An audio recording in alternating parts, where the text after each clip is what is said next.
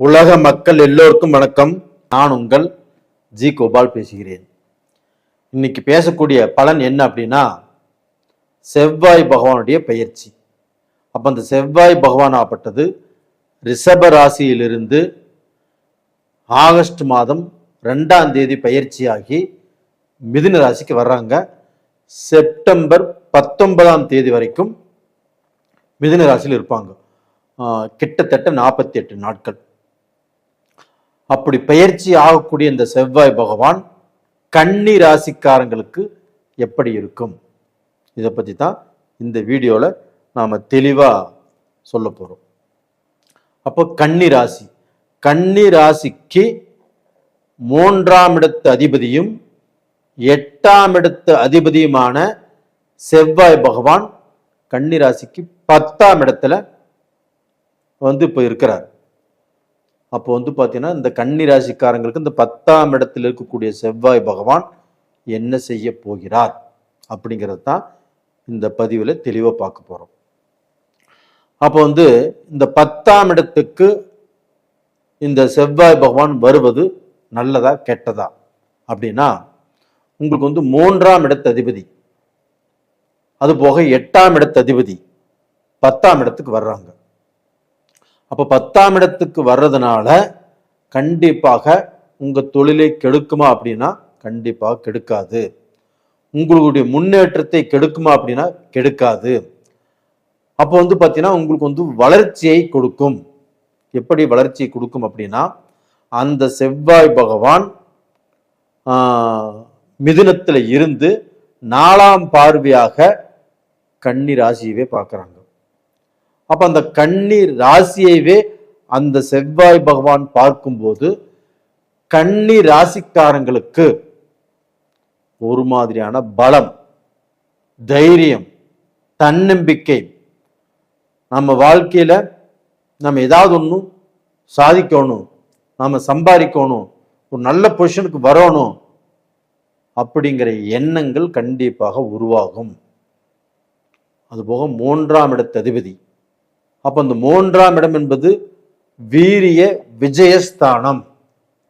அப்ப அந்த அதிபதி இவங்களுடைய ராசிவே, கன்னி ராசியவே பார்க்கும்போது அந்த வீரியம் என்பது கண்டிப்பாக கன்னி ராசிக்காரங்களுக்கு வரும். அப்ப இதனால பாத்தீங்கன்னா அவங்க ஒரு ஐடில வேலை செய்யறாங்கன்னு வச்சுக்கோங்களேன், நல்லா கஷ்டப்பட்டு வேலை செஞ்சுட்டு இருக்கிறாங்க.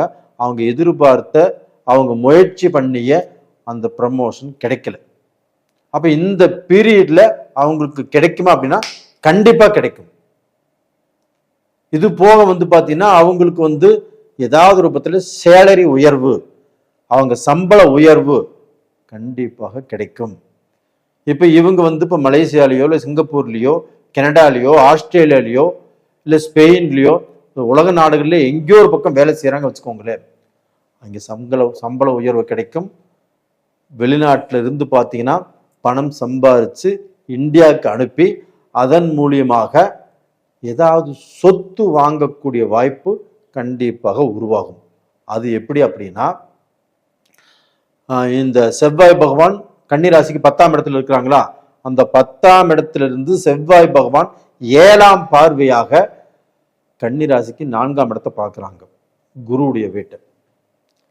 அப்ப அந்த குருவுடைய வீட்டை செவ்வாய் பகவான் பார்க்கும்போது கன்னி ராசிக்கு அது 4ஆம் இடமாக வர்றதுனால அந்த குருவும் இந்த பீரியட்ல உச்ச பலம் அடைஞ்சிருக்கிறதுனால டபுள் யோகம். பாத்தீங்களா, குரு உச்சம், அந்த குரு வீட்டை தான் செவ்வாய் பகவான் பார்க்கிறாரு.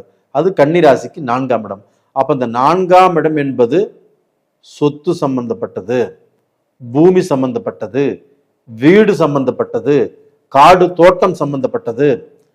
இந்த மாதிரி விஷயத்துல இப்போ கொஞ்சம் அக்கறை காட்டுங்க. தோட்டம் வாங்கணும்னு நினைச்சாலும் தோட்டம் வாங்கலாம், காடு வாங்கணும்னு நினைச்சாலும் காடு வாங்கலாம். நீங்க வீடு வாங்குறதுக்கு இடம் இல்லையா, வீடு வாங்கலாம். இல்ல கட்டின வீட்டையே நீங்க வாங்கலாம். இல்ல ஏதாவது சொத்து தேவை நீங்க வாங்கி போட்டாலும் இந்த பீரியட்ல வாங்கி போடலாம். கன்னி ராசிக்காரங்களே, இது ஒரு அற்புதமான ஒரு அழகான டைம். ஏன் சொல்றேன் அப்படின்னா, இந்த 4ஆம் இடத்து அதிபதி குரு பகவான் உச்சமாக இருப்பதும், இந்த 4ஆம் இடத்தை செவ்வாய் பகவான் பார்ப்பதும் உங்கள் ராசிக்கு 4ஆம் இடமாக இருக்கிறதுனால கண்டிப்பாக ஏதாவது ரூபத்தில் ஒரு சொத்து வாங்குவீங்க. இது போக உங்களுக்கு தாய் வழியில் இருக்கக்கூடிய அந்த மனஸ்தாபங்கள், மன கஷ்டங்கள் இப்போ எல்லாமே தீரும். அப்போ அந்த தாய்க்கு ஏதாவது ரூபத்தில் நீங்கள் நல்லது செய்வீங்க. அந்த தாயும் உங்களுக்கு ஏதாவது ரூபத்தில் இப்போ நல்லது செய்வாங்க. இதற்கு முன்னாடி அந்த தாயாகப்பட்டது கன்னிராசிக்காரங்களோட ஒத்து வராமல் சில மனவேதனையை உங்களுக்கு கொடுத்துருப்பாங்க. அந்த மனவேதனையும் இப்போ தீரக்கூடிய டைம். இது போக பார்த்தீங்கன்னா இந்த செவ்வாய் பகவான் 8ஆம் பார்வையாக கன்னிராசிக்கு 5ஆம் இடத்தை பார்க்குறாங்க. அப்போ அந்த 5ஆம் இடம் என்பது யாரு? சனியுடைய வீடு. அப்போ அந்த சனியுடைய வீட்டை அந்த செவ்வாய் பகவான் பார்க்குறாங்க. அப்போ அந்த சனியும் செவ்வாயும் பார்த்துக்கலாமா, இல்லை செவ்வாய் சனியை பார்க்கலாமா? சனியை பார்க்கல, சனியுடைய வீட்டை பார்க்குறாரு. அப்போ அந்த சனி எங்க இருக்கிறார் அப்படின்னா குருடைய வீட்டில். அப்போ அந்த குருடைய வீட்டில் இருக்கக்கூடிய சனி பகவானை குரு பகவான் 9ஆம் பார்வையாக பார்த்துட்டாங்க. இதுவும் உங்களுக்கு நன்மையே. அப்போ 5ஆம் இடம் அப்படிங்கிறது செவ்வாயுடைய பார்வை சனியுடைய வீட்டை பார்க்குது. அப்போ அந்த 5ஆம் இடம் என்பது உங்களுக்கு பூர்வீக ஸ்தானம். அப்போ உங்களுக்கு பார்த்தீங்கன்னா உங்களுக்கு சொத்து, உங்களுடைய பங்காளிகள், இல்லை உங்களுடைய முன்னோர்கள், இந்த வகையில் வரக்கூடிய சொத்து எதுவாக இருந்தாலும் அதில் கோர்ட்டு பிரச்சனை, ஏதாவது வம்பு வழக்கு போட்டிருந்தாலும் அந்த வழக்கு எல்லாமே நல்லபடியாக முடியும். அப்போ இந்த பீரியட் பார்த்தீங்கன்னா உங்களுக்கு குழந்தை பாக்கியம் இல்லாதவர்களுக்கு குழந்தை பாக்கியம் கண்டிப்பாக கிடைக்கும். இது கன்னிராசிக்காரங்களுக்கு இந்த செவ்வாய் பகவானுடைய பெயர்ச்சியினுடைய அனுகிரகம். அந்த செவ்வாய் பகவான் 5ஆம் இடத்தை பார்க்குது கன்னிராசிக்கு. அப்போ அந்த 5ஆம் இடத்துக்குரிய கிரகம் சனி பகவான். அந்த சனி பகவான் குரு வீட்டிலிருந்து அந்த சனி பகவானை குரு பார்க்கிறார். குழந்தை பாக்கியத்தை கொடுக்கக்கூடிய கிரகமே குரு பகவான். அப்போ பார்த்தீங்கன்னா கண்டிப்பாக உங்களுக்கு குழந்தை பாக்கியம் இந்த பீரியடில் கிடைக்கும், கருணிக்கும். ஒரு ஹாஸ்பிட்டலில் போய் வைத்தியமே பார்த்தாலும் இந்த கருமுட்டைகள் கண்டிப்பாக நல்லா வேலை செய்யும்.